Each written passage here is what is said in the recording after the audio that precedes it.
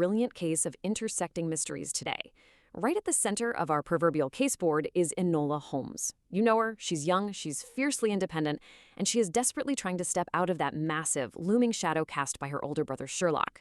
She's just opened her very own detective agency, determined to prove that she can make a name for herself in Victorian London without relying on her famous family or conforming to the really strict expectations placed on women back then.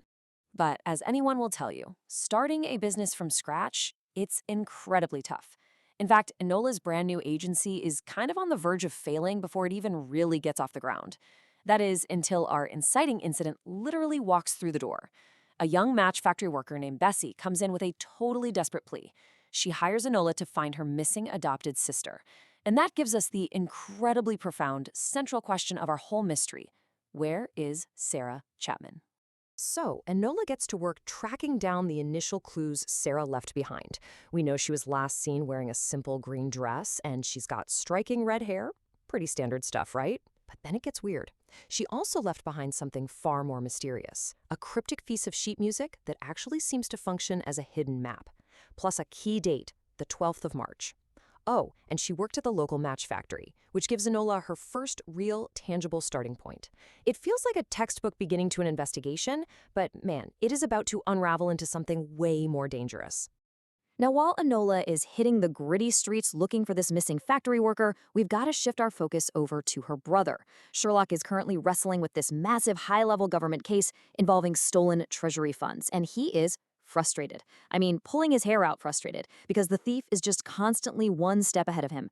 At first glance, a missing working-class girl and an unsolvable government treasury theft look like they have absolutely nothing to do with each other. But the beauty of this narrative, and honestly a great lesson in finding patterns in seemingly unrelated data, is how these two totally disconnected puzzles are about to violently collide. Okay, hold on to this highly specific number for a second. 27. Sherlock figures out that all this stolen treasury money isn't just sitting in a giant vault somewhere or being spent blindly, right? It's being meticulously funneled through exactly 27 secret, anonymous bank accounts. That's when Sherlock realizes he isn't just dealing with some common street thug. No, this is a mathematical genius. Somebody with vast resources who is orchestrating a perfectly calculated cover-up to completely hide the money trail. Meanwhile, Enola's street-level investigation is rapidly escalating. She follows the clues hidden in Sarah's cryptic sheet music and manages to successfully infiltrate a high society ball. And get this, the ball just so happens to be hosted by the Lyon family. They're the wealthy owners of the exact match factory where Sarah worked. It's here, right in the middle of all the dancing and glamour, that Enola decodes the hidden messages swirling around the room. She uncovers a massive secret.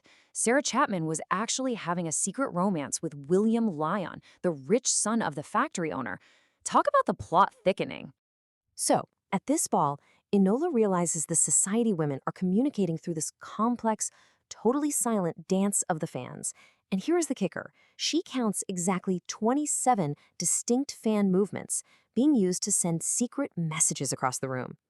Think about that. 27 fan movements, 27 bank accounts. The mathematical precision of this high society communication perfectly matches Sherlock's treasury case. It's that ultimate aha moment, the missing girl and the stolen money. They are undeniably part of the exact same conspiracy.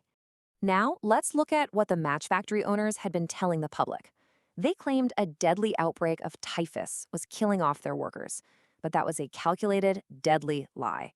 To literally double their profit margins, these corrupt owners had swapped out safe red phosphorus for cheap, highly toxic white phosphorus. These girls weren't dying of a disease at all. They were being lethally poisoned by the very materials they were forced to handle every single day.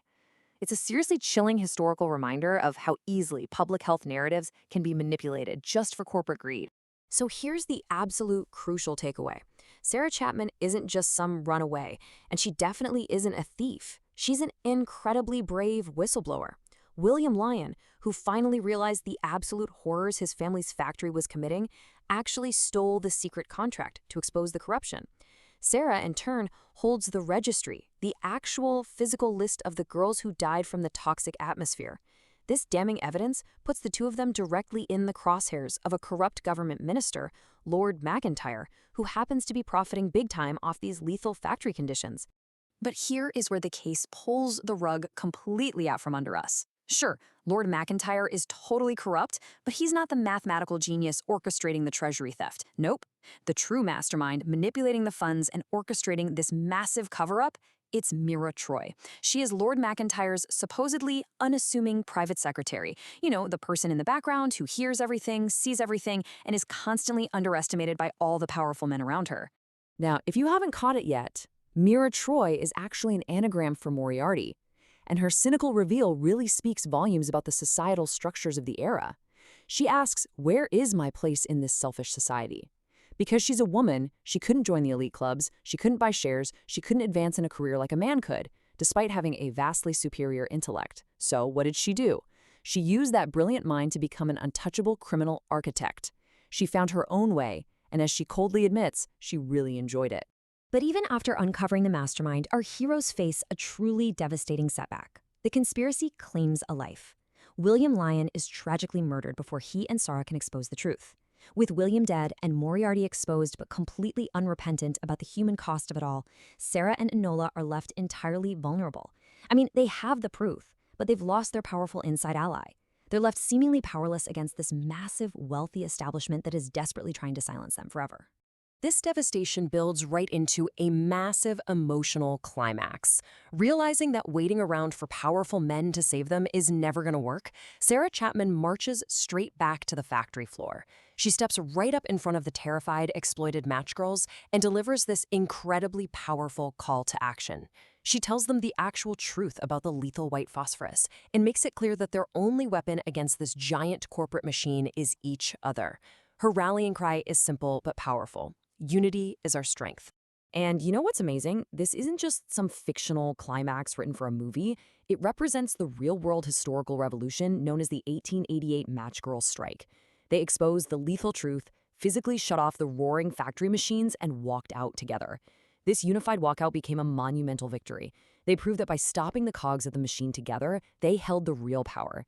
It sparked a massive shift for workers and women's rights and perfectly demonstrated the undeniable power of collective bargaining.